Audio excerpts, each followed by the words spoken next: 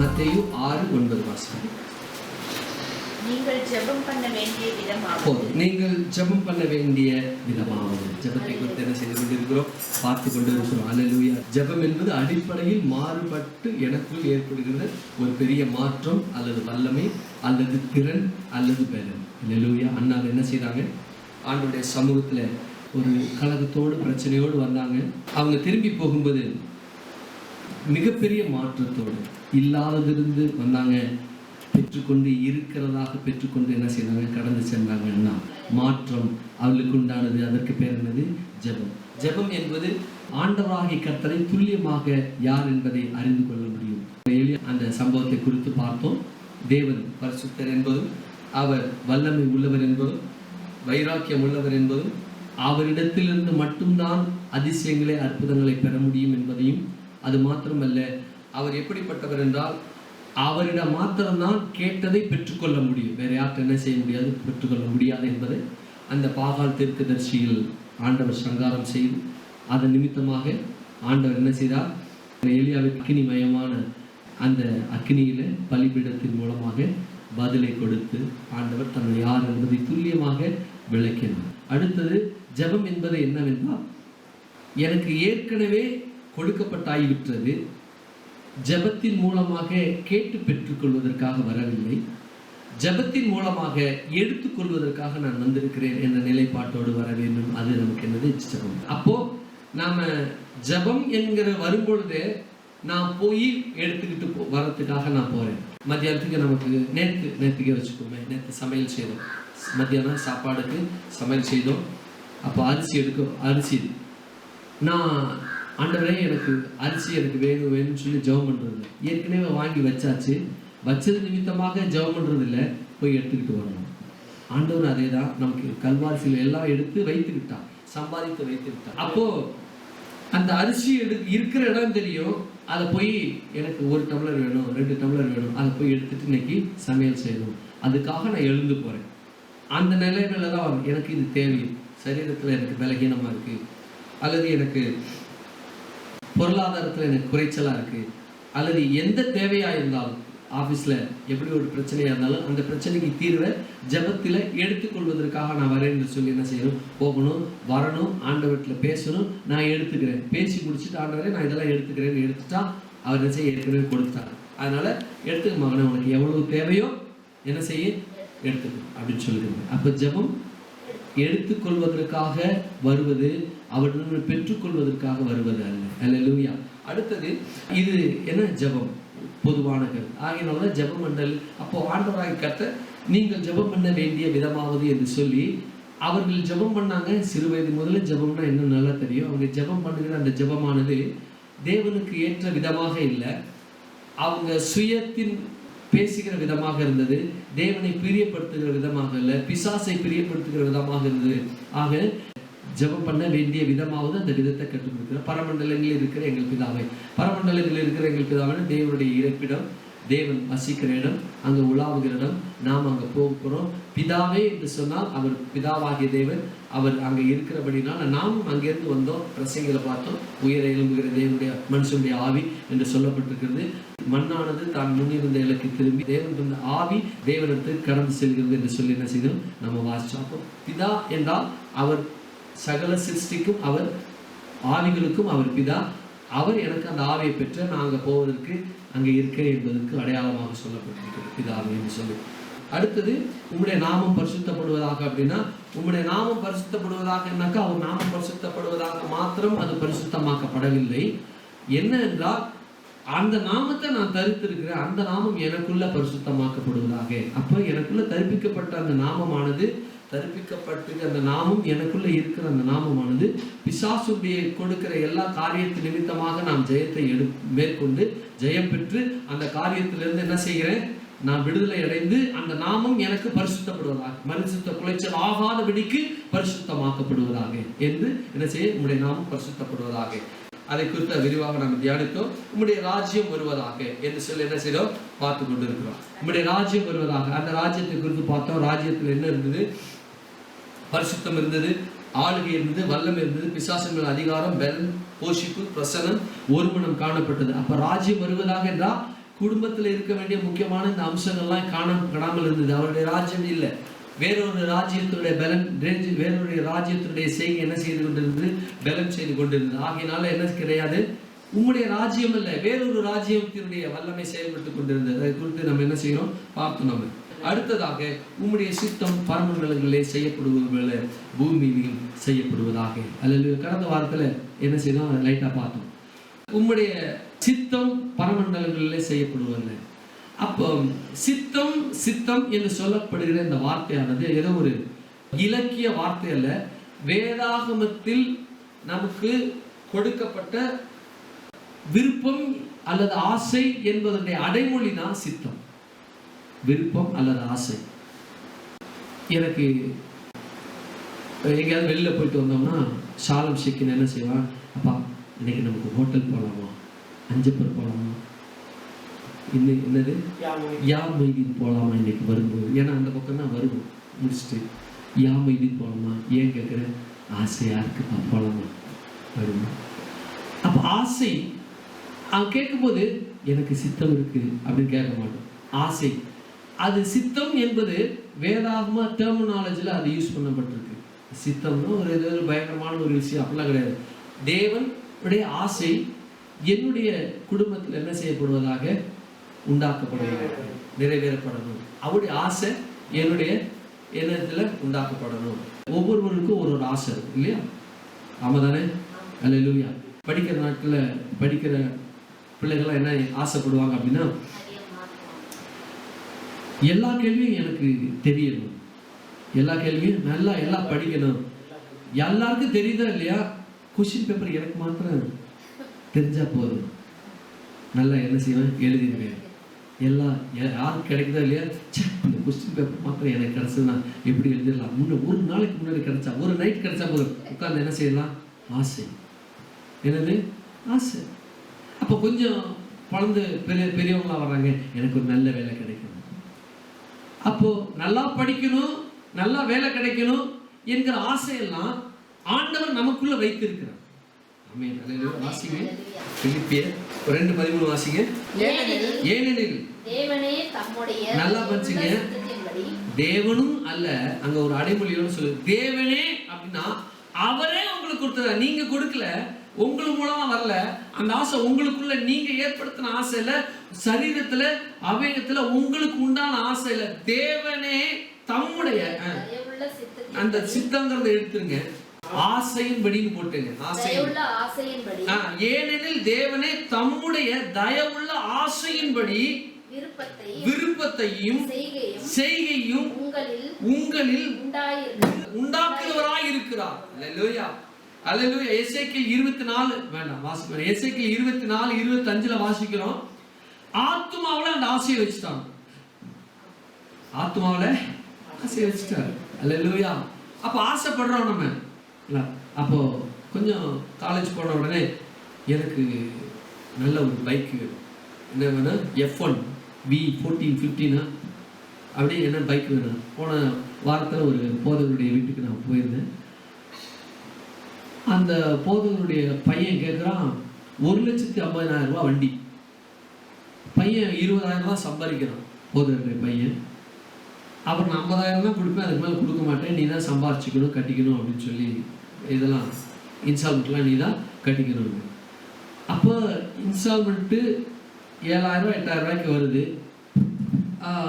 15,000 தான் சம்பளம். இதில் அது இது பிடிச்சம் போனால் 8,000 தான் அவனுக்கு எலிஜிபிள். அப்போ பார்த்தாக்கா வரவே முடியாது. அவன் பாருங்க, எனக்கு இதை வாங்கி கொடுத்தாலே உண்டாச்சு, வாங்கி தந்தாலே ஆச்சு அப்படின்னு சொல்லி என்ன செய்யறான்? ஆசைப்படும். அப்ப தேவன் என்ன செய்கிறார் அப்படின்னா, அவர் தமது உள்ள சித்தத்தின்படி என்ன செய்கிறாரா, வாஞ்சை விருப்பத்தையும் உள்ளத்துல வைக்கிறார். அப்போ அவன் நினைக்கணும், ஆண்டவர் எனக்கு இதை வைத்தார், எனக்கு ஆண்டவர் கொடுப்பார். அல்லேலூயா. எதை கேட்டாலும் நீங்க வேதத்துல வாசிக்கிறோம். மார்க் 11:24 வாசிங்க. ஆதலால் நீங்கள் ஜெபம் பண்ணும் பொழுது போதும், எவைகளை கேட்டுக்கொள்ளுங்களோ அவளை பெற்றுக்கொள்வோம் என்று விசுவாசிங்க. என்ன செய்யுங்க? நீங்க ஜெபத்துல எதெல்லாம் கேட்கிறீங்களோ அதெல்லாம் பெற்றுக்கொள்ளும் விசுவாசிங்க. எப்படி? இதனுடைய இன்னும் இது உள்ள ஆழம் போல ஜஸ்ட் மாத்திரம் சொல்லிடுறேன். எவைகளை கேட்டுக்கொள்ள அவெல்லாம் பெற்றுக்கொள்ளும் அப்படின்னா நாம ஆண்டவருக்கு விரோதமா கேட்க மாட்டோம். அவருடைய பிள்ளை நல்லா தெரியும். அல்லேலூயா. ஆண்டவருக்கு விரோதமா என்ன கேட்க மாட்டோம்? ஒருபோது ஆண்டவருக்கு விரோதமா நம்ம கேட்க மாட்டோம். ஆகையினால நீங்க ஆண்டவருக்கு விரோதமா கேட்க மாட்டீங்க. ஆகையினாலதான் நீங்க என்ன எவைகளை கேட்டுக்கொள்ளும் அதை பெற்றுக்கொள்ளும் விசுவாசிங்க, பெற்றுக்கிட்டீங்க. நான் சம்பாதிச்சு கொடுத்துட்டேன். அல்லேலூயா. அப்ப பாருங்க, இந்த விருப்பம் விருப்பம் விருப்பம் அப்படிங்கிறதுனா நமக்குள்ள அந்த விருப்பத்தை என்ன செய்தார்? வைத்து விட்டார். வாசிங்க அதே மத்தேயு 6:9 வாசிங்க. மத்தேயு 6:9.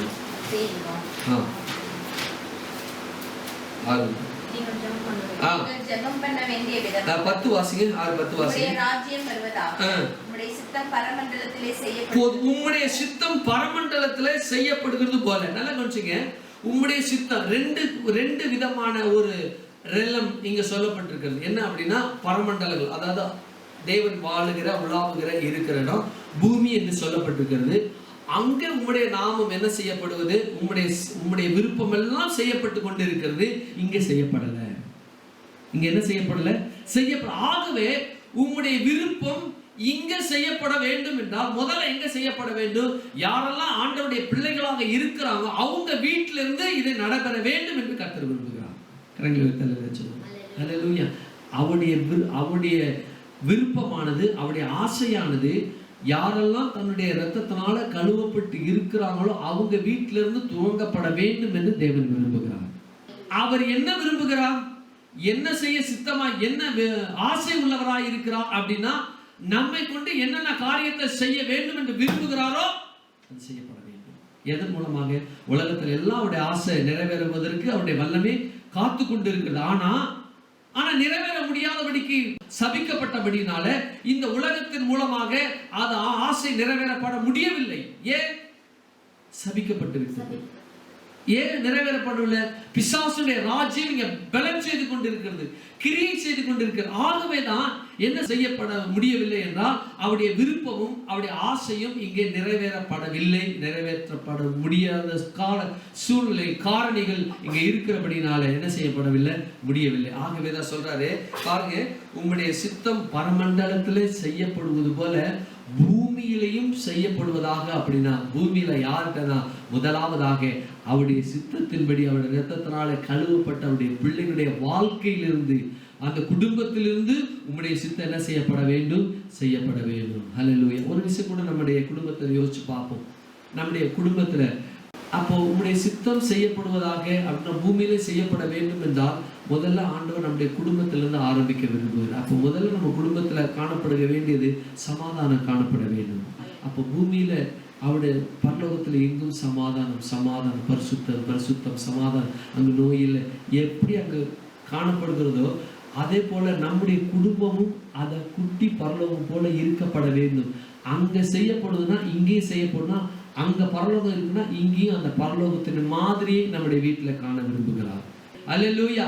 அப்ப நம்முடைய வீடானது எப்படி காணப்பட வேண்டும் என்றால் அங்க பரமண்டலங்களில் செய்யப்படுகிற தேவனுடைய சித்தம் போல இங்க பூலோகத்துல இருக்கிற என்னுடைய வீடும் என்னுடைய குடும்பமும் ஒரு குட்டி பரலோகமாக இருக்கப்பட வேண்டும். அங்கேயும் உங்களுடைய சித்தம் செய்யப்பட வேண்டும். பரலோகத்திலே போவதற்கான ஒரு மாதிரியான பரலோகம் என்னுடைய வீடு என்று காணப்பட வேண்டும். இங்கே 3 காரியம் செய்ய, இங்க 10லயே 3 காரியத்தை அவர் வலியுறுத்துறாரு. ராஜ்யம், ஆசை செய்யப்படுவது. அல்லேலூயா. இந்த 10ஆம் அதிகாரத்துல ராஜ்யம் இருக்கிறது, சித்தம் சொல்ல, அதாவது ராஜ்யம், ஆசை செய்யப்படுவது. உதாரணத்துக்கு சொல்ல போனா ஆண்டனி ஐயா இருக்கிறாங்க, ஒரு மணிக்கு வெளில போறாங்க அப்படின்னு நினைச்சிட்டு இருக்காங்க. திடீர்னு ஒரு ஃபோன் வருது. சர்ச் முடிஞ்சோடனே ஃபோன் வந்தோடனே ஒரு 11 மணி, ஒரு 1 மணிக்கு 2 மணிக்கு என்ன செய்யுங்க, நீங்கள் குடும்பமாக வாங்க, உங்களுக்கு வீட்டில் எங்களுக்கு ஒரு லஞ்ச் ரெடி பண்ணியிருக்கோம், வாங்க ஒரு கெட் டுகெதர் மாதிரி வாங்கன்னா உங்களுக்கு தெரியாது. ஃபோன் வந்திருக்கு, வெளியில் போகும்போது சரி நான் வரேன் அப்படின்னு சொல்லிட்டு வராங்க.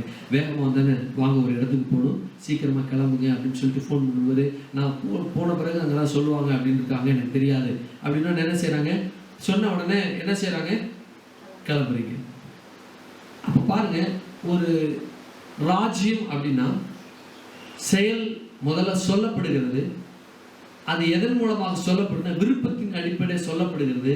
அந்த விருப்பத்தின் அடிப்படையில் சொல்லப்பட்ட காரியம் செய்யப்படுகிறது. நல்லா கவனிச்சிங்க. ராஜ்யம் என்றால் ஒரு ராஜா இருக்கிறாரு.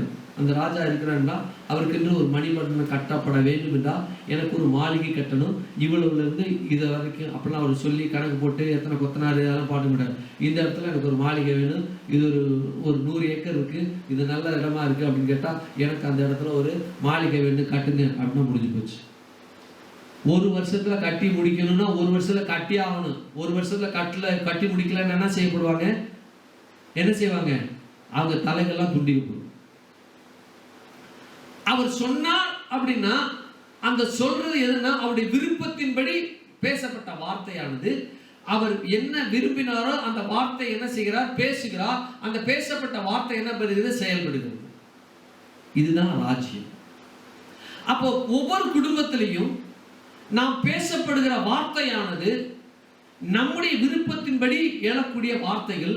அந்த நம்முடைய விருப்பத்தின்படி எழக்கூடிய அந்த வார்த்தைகள் பேசப்படுகிற அந்த பேச்சானது என்ன செய்யப்பட வேண்டும்? செய்யப்பட வேண்டும். அல்லேலூயா.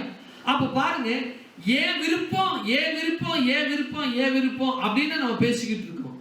அப்போ நாம் முதல்ல எப்படிப்பட்டவங்களா இருக்கிறோம் என்பதை நன்கு அறிந்து கொள்வது மிக மிக அவசியமானது.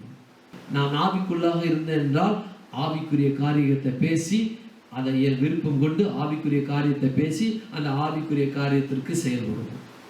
இங்க பாருங்க, ராஜ்யம் சித்தம் செய்யப்படுகிறது. அப்போ ஆண்டவருடைய விருப்பத்தின்படி ஆண்டவருடைய ஆசையின்படி ஒரு வாழ்கிற குடும்பமாக இருந்தால் ஆண்டவருடைய ஆசை என்ன செய்வாங்க? பேசுவாங்க. ஆண்டவருடைய விருப்பத்தை பேசுவாங்க. ஆண்டவருடைய விருப்பத்தை பேசினவங்க அதன்படி செய்வாங்க. அல்லேலூயா. என்ன செய்வாங்க? பேசுவாங்க. அப்ப என்ன செய்ய மாட்டாங்க? அந்த குடும்பத்துல பிசாசுடைய ராஜ்யத்திற்கு இடமே கிடையாது. பிசாசுடைய ராஜ்யத்திற்கு இடம் துளி கூட கிடையாது. இதை உங்களுக்கு பாருங்க, இதை விவரிக்கிற மாதிரி வாசிங்க. ரோமர் 7ஆம் அதிகாரம், அதை முழுசா இன்னைக்கு தியானிப்போம். ரோமர் 7ஆம் அதிகாரம். இதுல ஆண்டவர் இந்த 5ஆம் அதிகாரம் 6ஆம் அதிகாரம் 7ஆம் அதிகாரம் முழுவதும் ஒரு ராஜ்யத்தை குறித்து சொல்லப்பட்டிருக்கிறது. வாசிங்க 7ஆம் அதிகாரம் 14 வாசிங்க.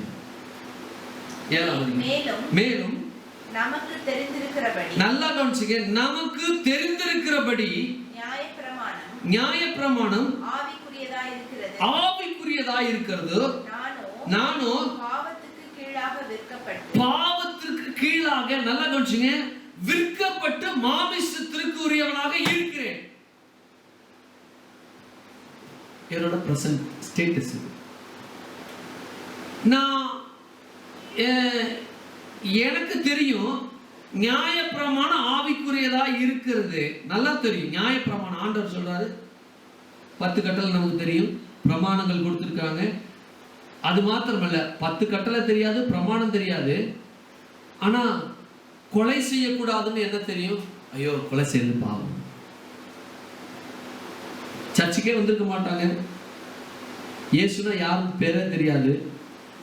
சில குக்கிராமங்களுக்கெல்லாம் நாங்கள் பைபிள் காலேஜில் படிக்கிறதுக்கு முன்னாடி இயேசுவை குறித்து அறிவிக்கிறதுக்காக போகும்பொழுது அவங்கள்ட்ட பார்த்தோம் அப்படின்னா அவங்க ஒருவர் பேசிக்கிட்டு இருக்கும்போது பாருங்க எவ்வளோ அநியாயம் அக்கிரமம் நடக்குது. ஒருத்தர் என்ன செய்கிறாங்க?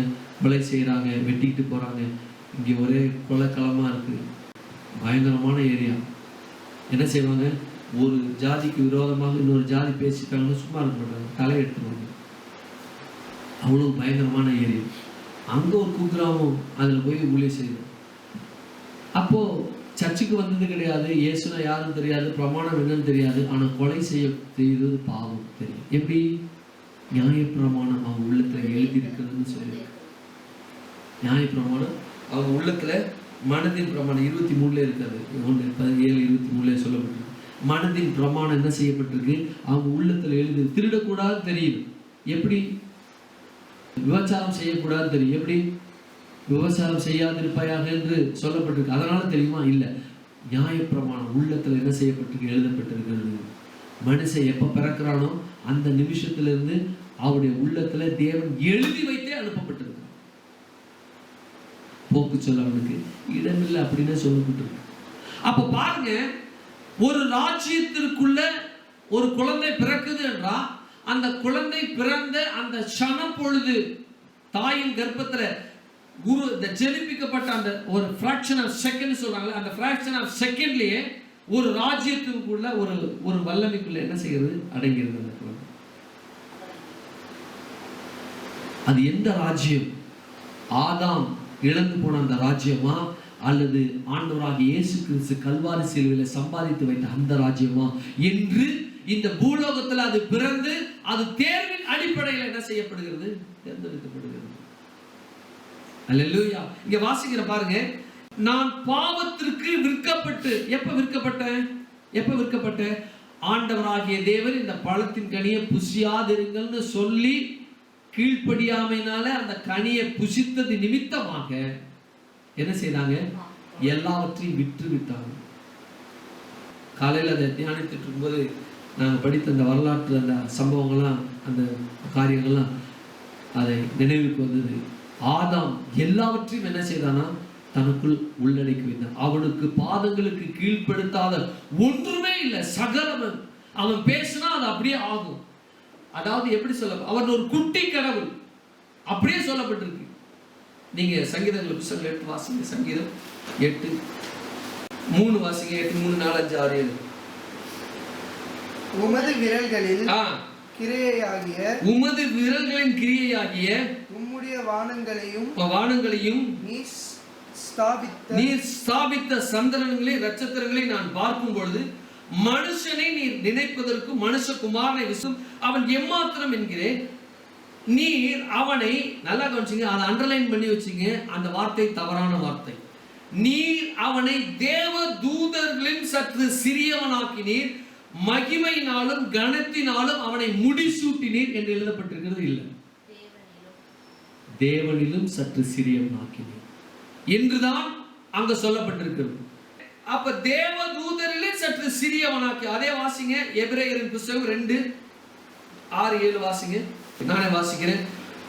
ஒரு இடத்தில் ஒருவன் சாட்சியாக மனுஷரை நீர் நினைப்பதற்கும் மனுகுமாரனை நீர் விசாரிப்பதற்கும் எம்மாத்திரம் அவனை தேவதூதரிலும் சற்று சிறியவனாக்கினீர், மகிமையினாலும் கனத்தினாலும் அவனுக்கு முடிசூட்டி உமது கரத்தின் கிரியை மேல் அவனுக்கு அதிகாரியாக வைத்து சகலவற்றையும் அவனுக்கு பாதங்களுக்கு கீழ்ப்படுத்தினீர் என்று சொன்னார். கீழ்ப்படுத்தாத பொருள் என்னதான்? ஒன்றுமே கிடையாது. அப்படிப்பட்ட ஒரு ராஜ்யத்தின் பிள்ளை அவன், அப்படிப்பட்ட ஒரு ராஜ்யத்தின் சந்ததி அவன், அப்படிப்பட்ட ஒரு ராஜ்யத்தினுடைய பிறப்பு அவனுடைய பிறப்பு. அல்லேலூயா. அல்லேலூயா. அந்த பிறப்பு நாம் வைத்து பெற்றிருக்கிறோம். அல்லேலூயா. ஆமென். அல்லேலூயா. அப்படி இருந்தும் இன்னும் அவனுக்கு சகலமும் கீழ்ப்பட்டிருக்கிற காணோம். இங்க சொல்லப்பட்டது தேவதூதரில் சற்று சிறியவனாக்கிறீர், இல்ல தேவனிலும் சற்று சிறியவனாக்கிறோம். அதே சொல்லப்பட்ட வசனம் தான் இங்கே சொல்லப்பட்டிருக்கிறது. மகிமையினாலும் கனத்தினாலும் அவனை முடிசூட்டினீர், உம்முடைய கரத்தின் கிரியை மேல் நீ அவனுக்கு ஆளுகை தந்து சகலத்தையும் அவனுக்கு பாதங்களுக்கு கீழ்ப்படுத்தினீர். அல்லேலூயா. அப்ப பாருங்க, நாம எந்த ராஜ்யத்தின் பிள்ளைகள் என்று சொல்லி, சாதாரண ராஜ்யத்தின் பிள்ளைகள் அல்ல, ஆதாமுடைய சந்ததி அல்ல, இயேசுடைய சந்ததியுடைய பிள்ளைகள் நம்ம. அப்போ அவருடைய ராஜ்யம் வருவதாக அவருடைய சித்தம் பரமண்டலங்களே செய்யப்படுவது போல பூமியிலும் செய்யப்படுவது என்றால், ஏதோ ஒரு ராஜ்யம் என்ன செய்து கொண்டிருக்கிறது, அந்த ராஜ்யத்திற்கு விரோதமாக வல்லமை, அந்த ராஜ்யத்திற்கு விரோதமாக என்ன செய்யப்பட்டு கொண்டிருக்கிறது, ஒரு பலன் செய்து கொண்டிருக்கிறது. அந்த ராஜ்யத்தினுடைய விருப்பம், அந்த ராஜ்யத்தின் ஆசையை செய்து முடிக்காத அளவிற்கு என்ன செய்து கொண்டிருக்கிறது, என்ன வேற திசைக்கு கொண்டு சென்றிருக்கிறது. வாசிங்க ரோமர் 7:15 வாசிங்க. ரோமர் 7:15 வாசிங்க. எப்படி எனில் நான் செய்கிறது எனக்கே சம்மதி இல்லை, நான் விரும்புகிறதை செய்யாமல் நான் வெறுக்கிறதையே செய்கிறேன். நல்லா கவனிச்சுங்க. எப்படி எனில் நான் செய்கிறது எனக்கு சம்மதி இல்லை, நான் விரும்புகிறத எடுத்துருங்க. எப்படி எனில் நான் செய்கிறது எனக்கு சம்மதி இல்லை, நான் ஆசைப்படுகிறதை செய்யாமல் நான் வெறுக்கிறதையே செய்கிறேன். அப்படி செய்துட்டு அதிலிருந்து கரெக்டா நீங்க 19 வாசிச்சீங்கன்னா உங்களுக்கு அழகா புரிஞ்சிடும். செய்கிறேன், ஆதலால் நான் விரும்புகிறேன் அல்லது நான் ஆசைப்படுகிறதை செய்யாமல் விரும்பாத தீமையை செய்கிறேன். அதிலே 20 வாசிக்கிறோம், அந்தபடி நான் விரும்பாததை நான் செய்தால் நான் அல்ல, எனக்குள் வாசமாய் இருக்கிற பாவம் என்னை அப்படி செய்கிறது. என்ன செய்கிறது? பாவம் செய்கிறது. அப்போ பரிசுத்தம், பாவம். பரிசுத்தத்தின் ஒரு ராஜ்யம், பாவத்தினுடைய ஒரு ராஜ்யம். பரிசுத்தத்தினுடைய ஆளுகை, பாவத்தினுடைய ஒரு ஆளுகை. பரிசுத்தத்தினுடைய ஒரு வல்லமை, பாவத்தினுடைய ஒரு வல்லமை என்ன செய்து கொண்டிருக்கு? எப்பொழுதும் நமக்கு விரோதமாக, எப்பொழுதும் நம்மை போராடி கொண்டிருக்கிற அல்லது போர் செய்து கொண்டிருக்கிற ஒரு சமயத்திலே என்ன செய்யப்படுகிறது? காணப்படுகிறது. வாசிங்க 16. இப்படி நான் என்னுடைய ஆசைப்பட்டதை செய்கிறவனா இருக்க நியாயப்பிரமாணம் நல்லதென்று ஒத்துக்கொள்கிறேன். நல்லா கவனிச்சுங்க, நான் விரும்பாததை செய்கிறவனா இருக்க. எனக்கு ஒரு காரியம் பிடிக்கல, பொய் சொல்லக்கூடாதுன்னு தெரியுது, மற்றவங்களை ஏமாற்றக்கூடாதுன்னு தெரியாது. ஒரு கடைக்கு இருக்கும்போது அவங்க சொல்றாங்க, ரட்சிக்கப்பட்டிருக்கிறாங்க, நல்ல சபைக்கு போய் கொண்டு இருக்கிறாங்க. கண்முன்னே என்ன சொல்றாரு? போய் சொல்றாரு. நல்லா தெரியுது, கண்முன்னே சொல்றாரு, போய் சொல்றாரு. ஐயா நீங்க இப்படி பேசுறீங்களே அப்படின்னு கேட்டதுக்கு அவர் சொன்னாரு, இந்த தொழிலை இப்படி செய்தாதான், இந்த தொழிலை இப்படி பேசினாதான் என்ன செய்ய முடியும்? பிசினஸ் நடத்த முடியும். எனக்கு புரியுது, எனக்கு சொல்லக்கூடாதுதான் இருக்கிறேன். ஒவ்வொரு தடவையும் நான் சொல்லும் போது எனக்குள்ள பயங்கர கசப்பா இருக்கு, வெறுப்பா தான் இருக்கு. ஆனா நான் சொல்ல வேண்டிய நிர்பந்தம். அட்வொகேட்டும் அதே தான் சொல்றாங்க. நான் இவங்க செய்யறது தவறு தான் தெரியுது, தவறதான் நான் என்ன செய்யறேன்? சரி சொல்லி இவங்களை விடுதலை செய்ய வேண்டும். ஆனா இவங்க செய்தது தவறு, 100க்கு 100% செய்து இவங்க செய்தது தவறு. ஆனா நான் என்ன செய்யறேன்? நான் அவங்களுக்காக வாதாட வேண்டும், அதை சரி என்றுதான் நான் சொல்லி வாதாட வேண்டும். தவறுதான்.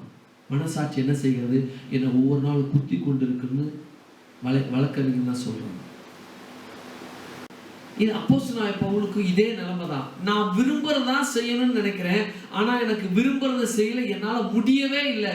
நான் எதை நான் வெறுக்கிறேன்? நான் ஏசாமிக்கு பிடிக்காதுன்னு தெரியுது, நான் அதை செய்யக்கூடாதுன்னு இருக்கிறேன், ஆனா அதை செய்யும்படி எனக்கு நிர்பந்தம் ஆயிடுது.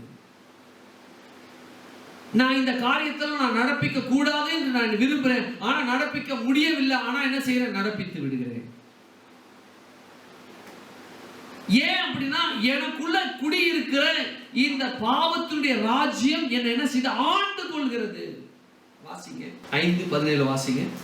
அல்லாமலும் ஒருவனுடைய மீறுதலினாலே, நானே வாசிக்கிறேன் பாருங்க, தெளிவா வாசிக்கிறேன் பாருங்க. அல்லாமலும் ஆதாமுடைய மீறுதலினாலே அந்த ஆதாமாகிய அவன் மூலமாக மரணம் ஆண்டு கொண்டிருக்கு.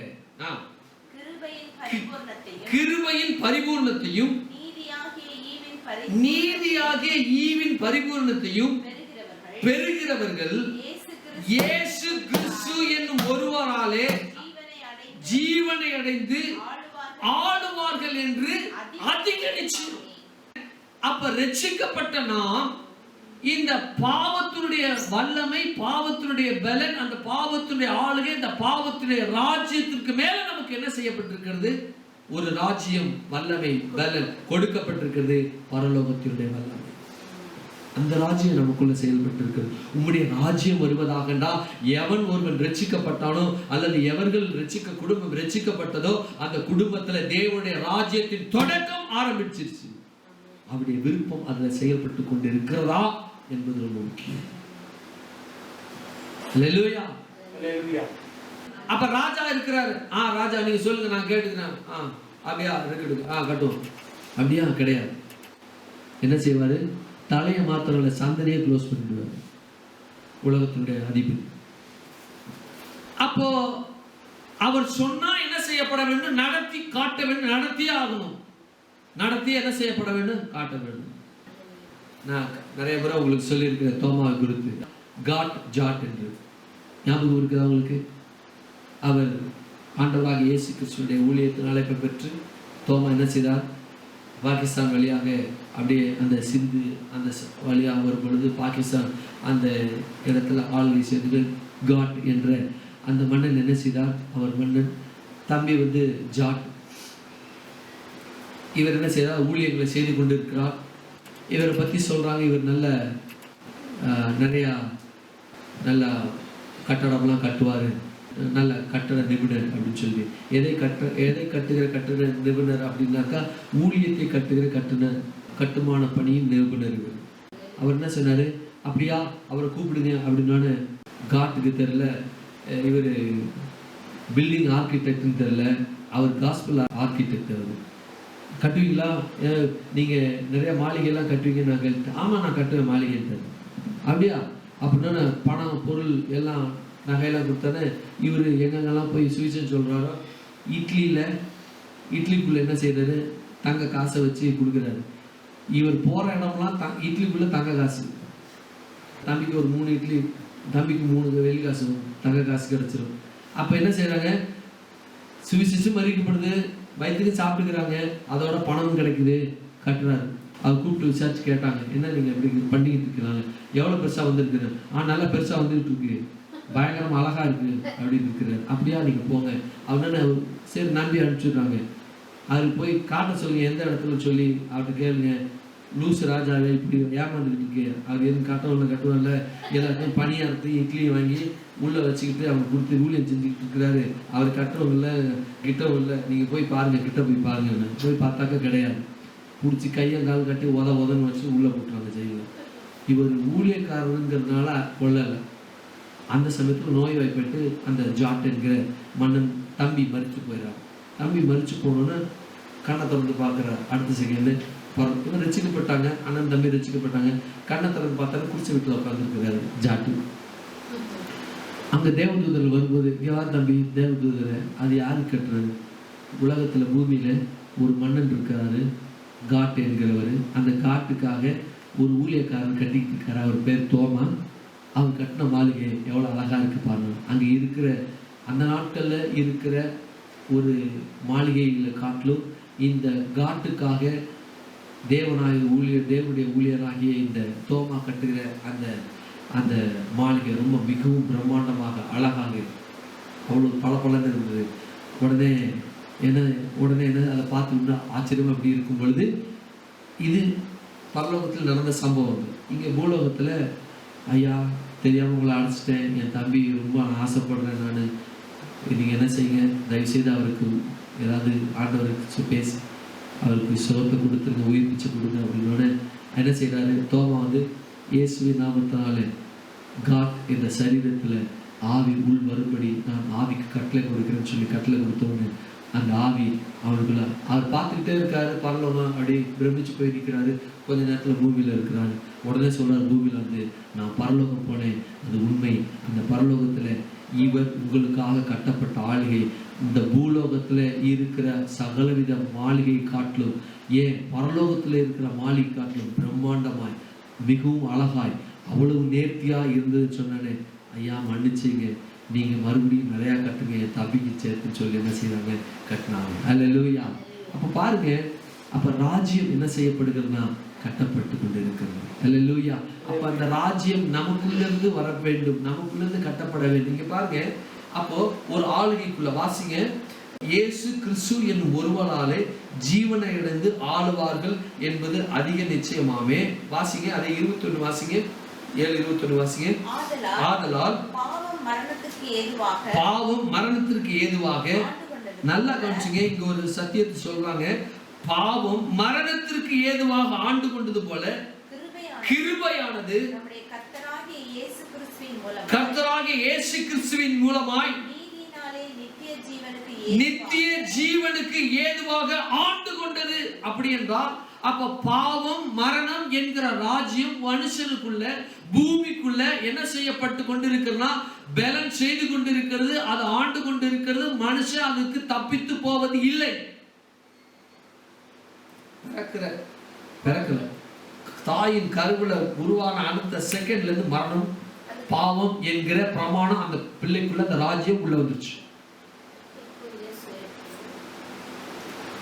6 மாதம் வயிற்றுல துள்ளுதுங்கிறாங்க, குதிக்குதுங்கிறாங்க, குட்டுதுங்கிறாங்க, எல்லாம் பார்க்குறாங்க.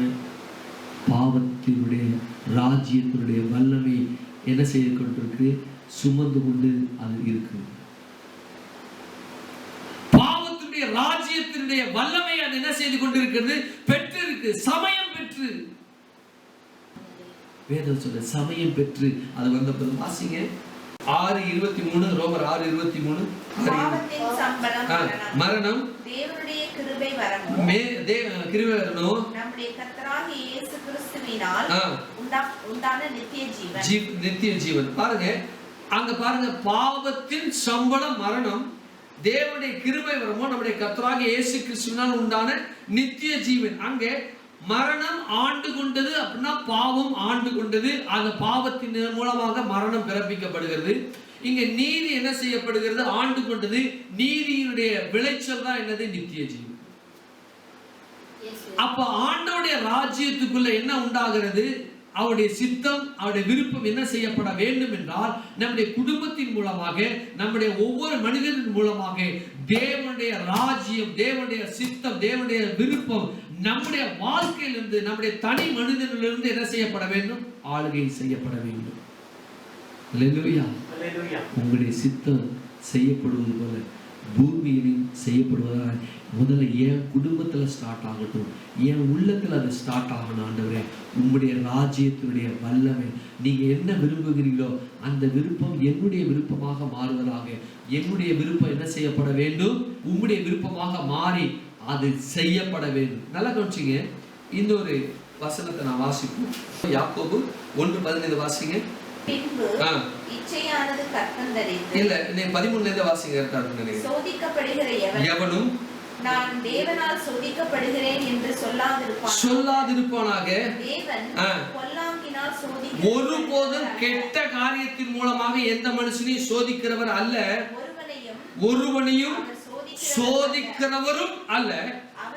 அவனவன் நல்லா கவனிச்சுங்க, அவனவன் தன் சுய இச்சையின்படி இழுக்கப்பட்டு. நல்லா பாருங்க, இதை நான் உங்களுக்கு இன்னும் விளக்குற பாருங்க. அவனவன் தன் ராஜ்யத்தின் வல்லமையினாலே சிக்குண்டு, ராஜ்யத்தின் பலனாலே சிக்குண்டு, ராஜ்யத்தின் சக்தியினாலே சிக்குண்டு இச்சிக்கப்பட்டு இழுக்கப்படுகிறான். அப்ப பாருங்க, ஒரு ராஜ்யம் ஒரு மனுஷனுக்குள்ள என்ன செய்கிறதுனா, பிசாசுடைய ராஜ்யம் ஒரு மனுஷனுக்குள்ள அவனுடைய தன்னோட வலைக்குள்ள கட்டி என்ன செய்கிறது? இழுக்கிறது என்று சொல்லப்பட்டிருக்கு. வாசிங்க ஏசாயா 5:18 வாசிங்க.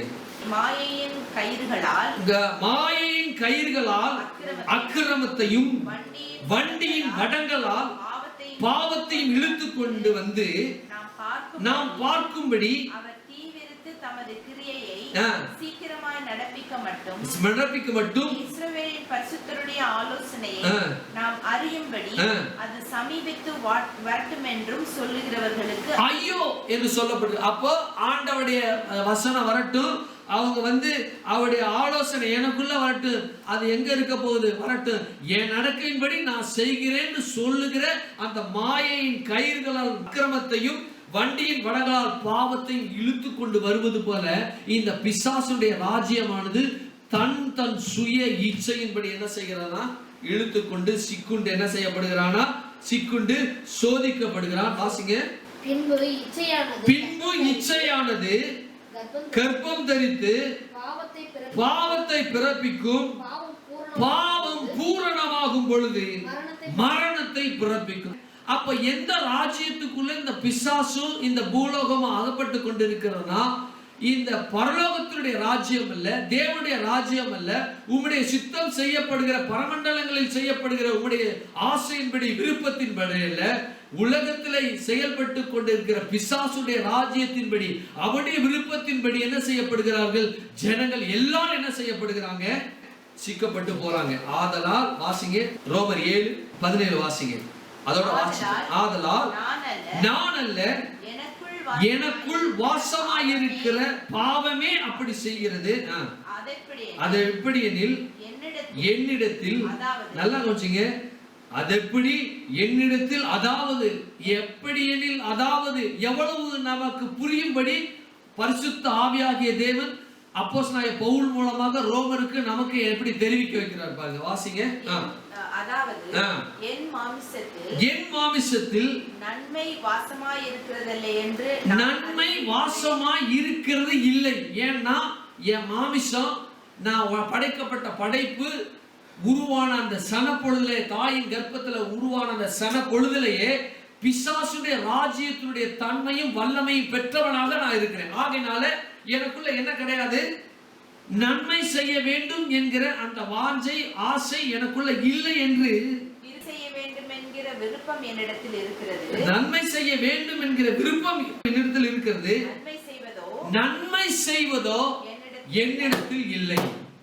நன்மை செய்வது என்னிடத்தில் இல்லை. அப்ப பாருங்க, எதனால அப்படி ஆக்கப்பட்டிருக்கிறதுனா, உம்முடைய ராஜ்யம் வருவதாக, உம்முடைய சித்தம் பரமண்டலங்களே செய்யப்படுவது போல பூமியில செய்யப்படுவதாக என்று இல்லாதபடிக்கு, இங்க செய்யப்படுகிற ராஜ்யத்தினுடைய வல்லமை அந்த சித்தத்தின்படி செய்யப்படுகிறதுனால குடும்பத்துல குழப்பம் தான். நான் எதை செய்யணும்னு நினைக்கிறேன், செய்ய முடியல. மற்றவங்களை ஏமாத்த கூடாதுன்னு நினைக்கிறேன், ஏமாத்தாம இருக்க முடியல. ஏன்னா அப்படிப்பட்ட பாவம் பிரமாணத்துல, அந்த பாவம் என்கிற அந்த ஒரு காரியத்துல நான் என்னுடைய பிறப்பினுடைய அந்த சன பொழுதிலிருந்து அந்த பாவ ராஜ்யத்துக்குள்ள நான் இருக்கிறபடினால என்ன செய்ய முடியல என்னால. அதனால மேற்கொள்ள என்னால் முடியல. 20 வாசிக்கிறோம். அந்தபடி நான் விரும்பாததை செய்தால் நான் அல்ல. நல்லா கவனிச்சீங்க. நான் விரும்பாததை செய்தால் நான் அல்ல, எனக்குள் வாசமாயிருக்க பாவ ராஜ்யம் அல்லது பிசாசுடைய ராஜ்யம் அப்படி என்னை செய்ய வைக்கிறது. எனக்குள்ள இருக்கிற அந்த பிசாசுடைய ராஜ்யம், எனக்குள்ள இருக்கிற அந்த மரணத்தின் ராஜ்யம், எனக்குள்ள இருக்கிற அந்த பாவத்தினுடைய ராஜ்யம் என்ன செய்கிறது? நான் விரும்புறதை செய்ய வைக்க மாட்டேங்கிறது. நான் எதை விரும்புறேன்? தேவனுக்கு நான் பிரியமா இருக்கணும் விரும்புறேன், முடியல. தேவன் எனக்கு பிரமாணத்தை எழுதி வைத்திருக்கிறார். பொய் சொல்லக்கூடாது, திருடக்கூடாது, மற்ற எந்த தீமையான காரியம் செய்யக்கூடாது என்று நான் சர்ச்சுக்கு போல எந்த பிரமாணத்தையும் நான் வாசிக்கல. ஆனா என் இருதயத்தை எழுதி இருக்குது. எனக்குள்ள இருக்கிற பாவம் அதை மேற்கொண்டு என்ன பாவத்தின் வழி என்ன செய்ய வைக்கிறதுனால அந்த பாவ ராஜ்யம் என்ன செய்து கொண்டிருக்கு? ஆண்டு கொண்டு இருக்கிறது. ஆகவே சொல்றாரு, ஆண்டவரே நம்முடைய ராஜ்யம் வருவதாக, உம்முடைய சித்தம் பரமண்டலத்துல செய்வப்படுவது போல பூமியில என்ன செய்யப்பட வேண்டும்? செய்யப்பட்டே ஆக வேண்டும். அல்லேலூயா. என் குடும்பத்துல செய்யப்படும், முதல்ல என் உள்ளத்துல செய்யப்படணும். உங்களுடைய ராஜ்யம் எனக்குள்ள வரணும். அப்ப என் ராஜ்யம் எனக்குள்ள வந்துருச்சுன்னா அந்த ராஜ்யத்துக்குள்ள என்ன இருக்கு? சந்தோஷம் இருக்கு, சமாதானம் இருக்கு, நிம்மதி இருக்கு, ஒரு மனம் காணப்படுகிறது, எல்லாம் காணப்படுகிறது. அப்ப பாருங்க, உம்முடைய சித்தம் மாத்திரமே நான் செய்வதற்கு ஒப்பு கொடுக்க, உம்முடைய ராஜ்யத்தின் பலன் எனக்குள்ள இருப்பதை நான் உணர வேண்டும். அல்லேலூயா. அப்படி செய்யும் பொழுது வாழ்க்கை எப்படி இருக்கும்? ரொம்ப அற்புத விதமாக காணப்படும். தேவன் என்ன செய்கிறார்? உம்முடைய ராஜ்யம் வருவதாக, உம்முடைய சித்தம் பரமண்டலங்களில் செய்யப்படுவதில்லை, பூமியிலே செய்யப்படுவதாக என்று சொல்லப்படுகிறது. அல்லேலூயா. அடுத்தது, எங்களுக்கு வேண்டிய ஆகாரத்தை இன்று எங்களுக்கு தாரும். எங்களுக்கு வேண்டிய ஆகாரத்தை எங்களுக்கு தாரும் என்று சொல்லப்படுது. வேண்டிய ஆகாரத்தை தாரும். 3 காரியங்களை சொல்லப்பட்டிருக்கு. எப்படிப்பட்ட ஆகாரம்? எந்த ஆகாரத்தை பற்றி இந்த வேதம் சொல்லுகிறது? இந்த ஆகாரத்துடைய பலன் என்ன? இந்த ஆகாரத்தின் விளைச்சல் எங்க? இந்த ஆகாரத்தினுடைய தன்மை எப்படிப்பட்டது? இந்த ஆகாரத்தை சாப்பிட்டா என்ன செய்யும்? நமக்கு எவ்வளவு புஷ்டி உண்டாகும் என்பதை பற்றி வருகிற வார்த்தைகளை பார்ப்போம். கண்களை மூடுவது காலம்.